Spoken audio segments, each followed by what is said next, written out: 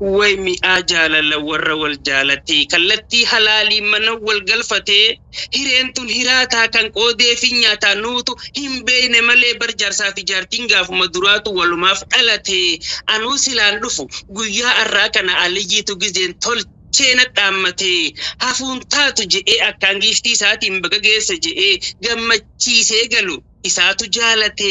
amma argitanii wal jaalala warra wajjin gangalate shaame yeroo dheeyte naaf jedhiini naan jee ammaa saadde misraan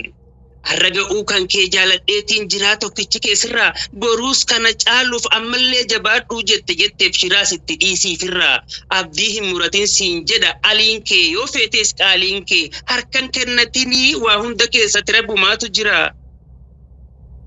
Alii teenya qaalii argitanii miti abbaa manaa jechuun eega rabbii guddaa abbaa fedhee olii dhugaa jirtuun himee waa takka nan gootu nyaara guuruu miti dachiillee buqqaasi yaa haasida loli. Hanga feete aartus teetumaaf bokoytaa shaameedha waa goota haqni kun si hudhee yoo lubbus diddees bishaanii liqimsi boodani sheenoyta intala dhalaatiin kamsiif wayya jennaan wajjiin dhalootarra wajjiin gangaloota jechuun duraan jirti kan jedhi hayyoota. Lamee waliif ta'ee kaayyoon hiree isaanii ni kaan mirkanaa'ee akaalifan qabu jaalalumaan jira warri isaan jidduutti biqiltoota jibbaa habaqaaluu feetan yeroon teessan dhumte rabbiin naman dhiisu kishif jedhaafirraa.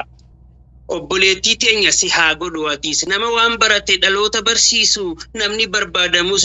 daandii milkaa'inaa nama ofiif argee kan argin garsiisu arraga'uu keetiif kan sababa ta'ee sammuu kee beekumsaan babbareechee faa'e osoo barattoota wal jala hiriirsu du'aa'uma goonaaf ustaas Kadir Mahammad umriin uf dheeressee rabbiin haa tursiisu. Injifataa jechuun nama diin baratee beekumsa argatee wallaalummaa kalee ilmiin ariyatu eebbifamtuu teenya borus kana caala nama diin jabeessu si haa taasisu gaa intala jiruun si diinitti rarraatu qophii koo fixadhe as boodan dubbadhu fuulduraas jabaadhu barnoota baradhu ni jalqabde malee barnoonni hin dhiyaatu. Assalaamu alaikum warahmatullahi wabarakaatu hajaan isiniif haa taatu. Allahu akbar, Allahu akbar, Allahu akbar. أبليس كينيا ولا ليس الشامي أورو ما شاء الله ألفاد سنجريزة